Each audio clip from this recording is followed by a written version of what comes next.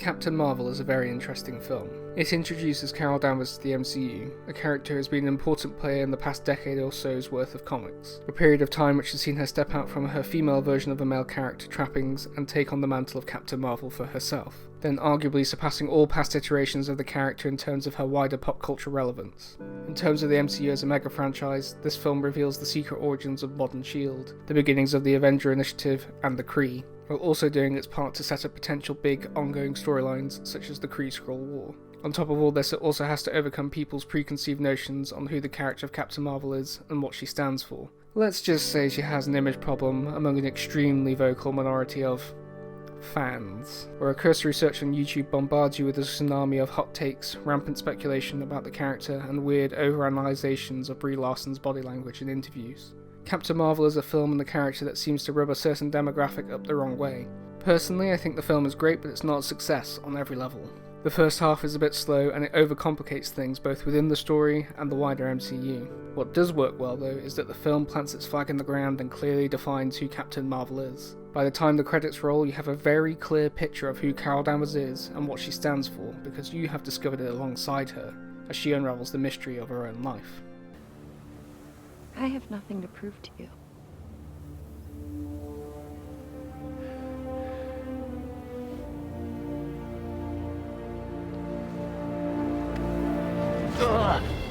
Yet lots of angry people seem to have a fundamental misunderstanding of her character. This isn't a problem with the film, it is more of a problem with the misguided notion that Captain Marvel is here to destroy everything that makes Marvel films and superhero stories in general so damn good. An argument that is backed up with endless hours of commentary and opinion presented as fact that strengthens the angry person's viewpoint until they are also spreading lies, misinformation, and self-fulfilling prophecies about the future of the Marvel film franchise. Which is really weird because they are embodying part of the central idea behind Captain Marvel, self-deception and seeing the enemy in all aspects of your life, yet they are unable to reach the end point of Carol's journey with her, where she overcomes this self-deception to become a better, more open, and happier person. Captain Marvel is a film about overcoming self-deception that flies over the heads of the very audience that needs to take in its message the most, which is something I think is worth exploring. Okay, I get it. We're all a little on edge here. But look, I just need your help decoding some coordinates. If you sit down and you listen to this, I assure you it'll be worth your while. The controlling idea of Captain Marvel is very relevant to the world we live in today. It is about overcoming self-deception to become your best self and push back against the lies that control your life. The film follows Carol Danvers as she uncovers this lesson while searching for the one thing that everybody needs to find at some point in their life: themselves. The main way this push and pull between truth and lies is embodied is in how the film charges a given scene with the positive or negative expression of the core value at stake within the story: truth. Single moments, lines of dialogue, narrative beats, and the film as a whole bounce back and forth between the competing values that truth is a part of. In story, substance, structure, style, and the principles of screenwriting, Robert McKee defines this battle of values as taking the story and the character to the end of the line, where the negative reflections of a positive value become the forces of antagonism that the protagonist must overcome or be consumed by over the course of the story. Here's a quick example using the go-to emotion that many stories revolve around: love, using my favourite romantic comedy, Forgetting Sarah Marshall. You know, I could play something else. I just think out of context this might be... Dracula musical! Thank you. If love is your positive value, its opposite, contradictory value, is hate. It is the enemy of love, and for love to win, it must overcome hate. Sarah breaks up with Peter, and he grows to hate his life and the memories of their relationship. You're fucking Billy Baldwin, aren't you? So he goes to Hawaii to escape. Between love and hate, you have the contrary value of indifference. A purely physical relationship, or those dreaded words, "I just don't love you anymore," which is exemplified by Aldous Snow's relationship with Sarah and her attitude towards Peter for most of the film. Then, looking at our positive, contradictory, and contrary values, we come to the negation of the negation. The absolute worst possible situation where all three values come into play in some form. In this case, love, hate, and indifference lead to the negation of the negation being self-hate. I can't love anyone or even create meaningful connections because I hate myself. Peter, you suck. Peter, you suck. Peter, you don't do anything of value. Peter, you suck. This becomes the ultimate challenge that Peter must overcome to get his happy ending. In short, this is the controlling idea of the film. You cannot begin to love anyone until you learn to love yourself. something which Peter gradually learns over the course of the story, and that allows him to begin a new relationship with Rachel as it ends. Dracula musical, happy ending, roll credits. So, what does this all mean for Captain Marvel?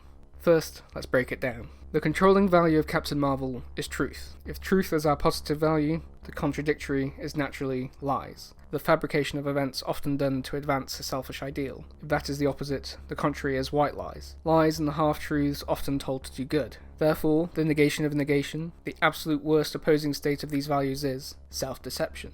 The lies you tell yourself to excuse your actions and ignore the reality of the situation you are in.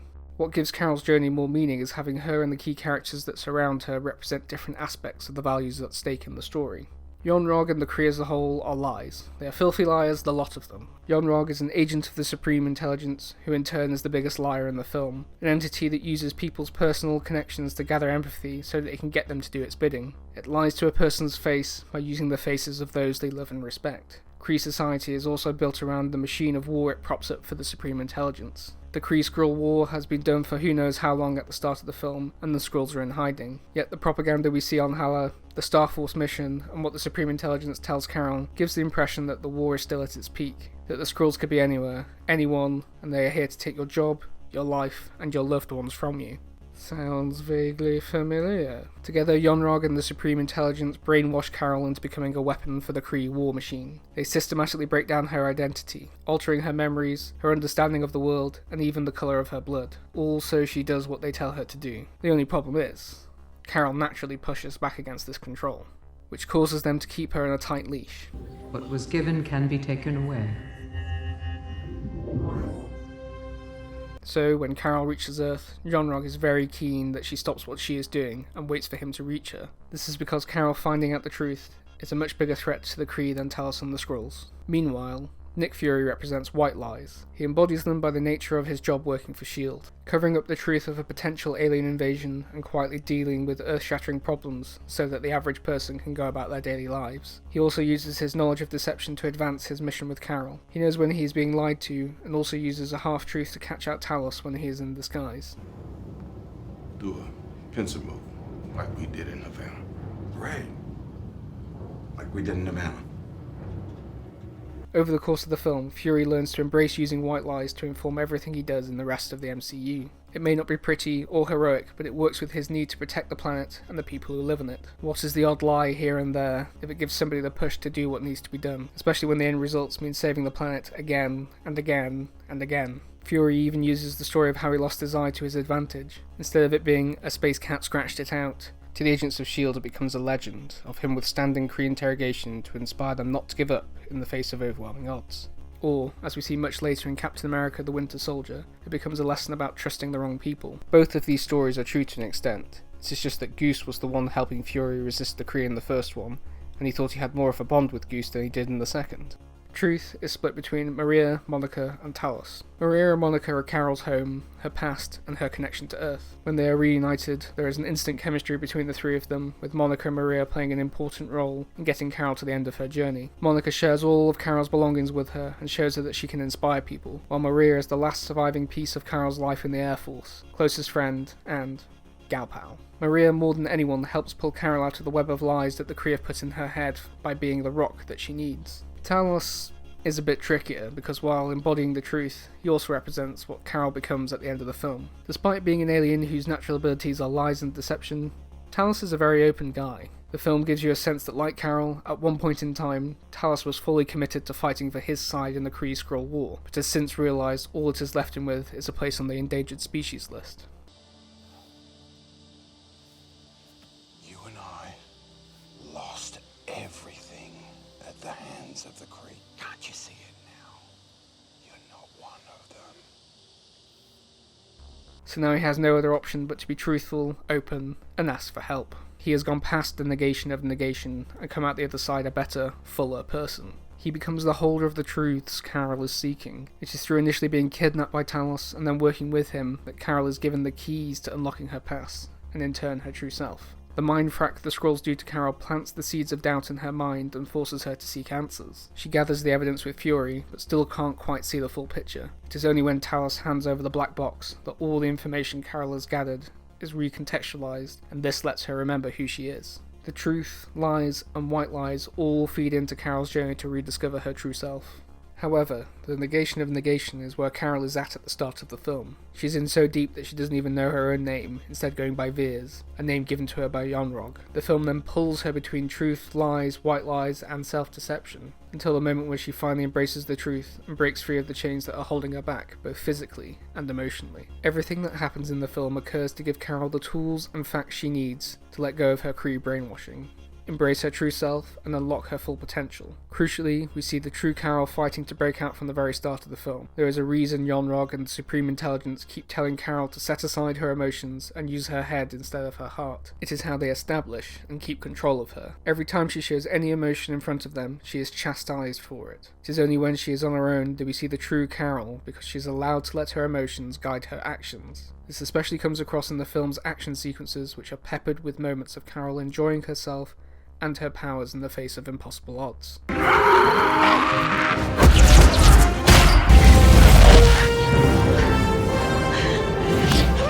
Don't make me do this. Okay.